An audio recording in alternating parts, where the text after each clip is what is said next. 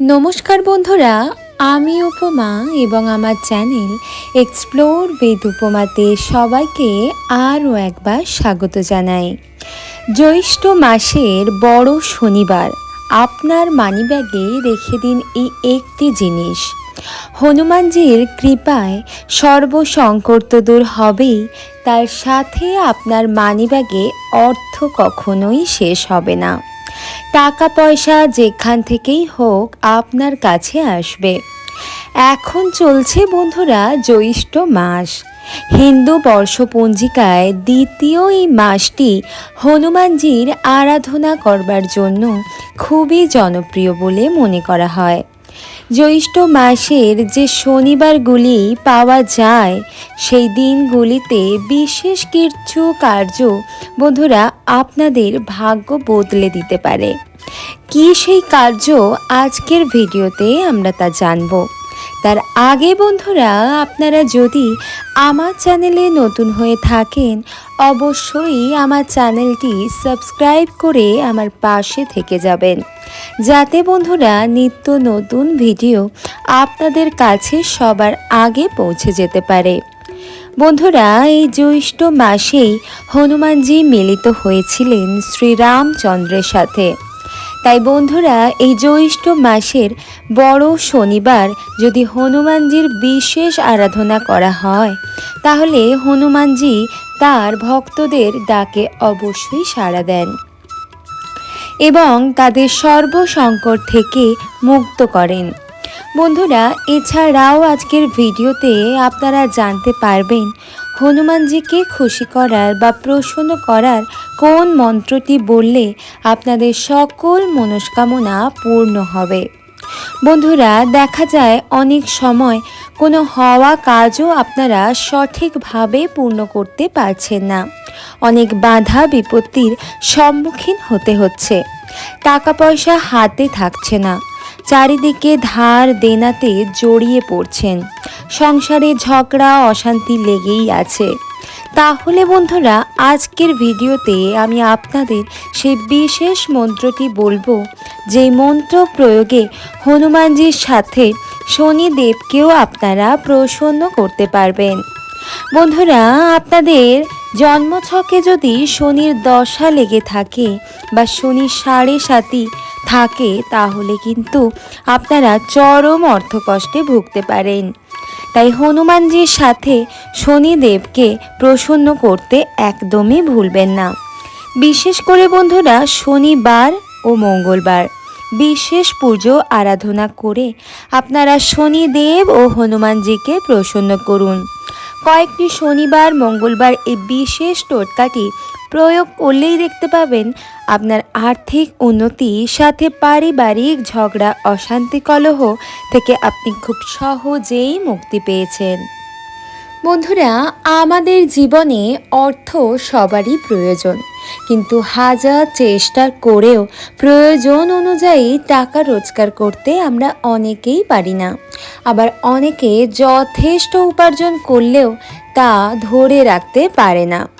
অর্থের টানাটানির জন্য জীবনে নানা কষ্ট দেখা দিতে পারে। এখানে আমরা জ্যোতিষশাস্ত্র অনুসারে কয়েকটি সহজ উপায়ের কথা জানব। এই পদ্ধতিগুলি বন্ধুরা মেনে চললে অর্থ উপার্জন ও সঞ্চয় করতে সক্ষম হবেন আপনি। বন্ধুরা, হিন্দু ধর্ম অনুসারে দেবী লক্ষ্মী হলেন সম্পদ ও সমৃদ্ধির দেবী। তাই লক্ষ্মী খুশি হলে আপনার জীবনে টাকার অভাব হবে না। মা লক্ষ্মীকে তুষ্ট করতে প্রতিদিন তাকে লাল ফুল দিয়ে পুজো করতে একদমই ভুলবেন না। অবশ্যই মা লক্ষ্মীর চরণে একটি লাল ফুল প্রত্যেক দিন নিবেদন করুন। সকালে স্নান সেরে মা লক্ষ্মীর পায়ে লাল ফুল নিবেদন করুন। এর পাশাপাশি দুধ দিয়ে মিষ্টি প্রসাদ হিসেবেও দিতে পারেন। বন্ধুরা, মনে করা হয় এর ফলে আপনার সব আর্থিক কষ্ট মিটে যাবে। বজরংবলী হলেন সর্বসংকট মোচন। তাকে অশ্বত্থ পাতা নিবেদন করে পুজো করলে তার আশীর্বাদ লাভ করা যায়। অশ্বত্থ পাতার ওপরে অবশ্যই কোনো মিষ্টি দ্রব্য রাখুন। এই কাজ নিয়মিত করলে আপনি আচমকা বন্ধুরা প্রচুর অর্থ লাভ করবেন। তবে মনে রাখবেন যে অশ্বত্থ পাতাও হনুমানজিকে নিবেদন করবেন তাতে রাম নাম অবশ্যই লিখে দেবেন।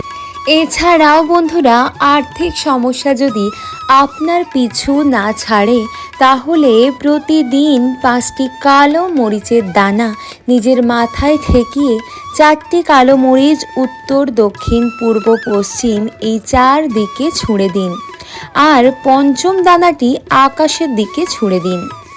মনে করা হয় এর ফলে আপনার জীবনের সব থেকে বড় আর্থিক সমস্যাও দূর হয়ে যাবে।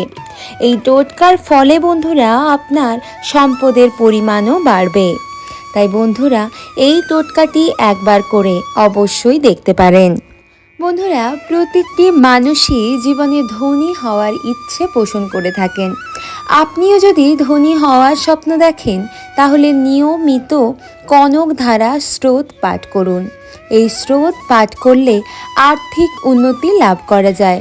যদি প্রতিদিন এই স্রোত পাঠ করতে না পারেন তাহলে অন্তত প্রতি শুক্রবার কনকধারা স্রোত পাঠ করুন।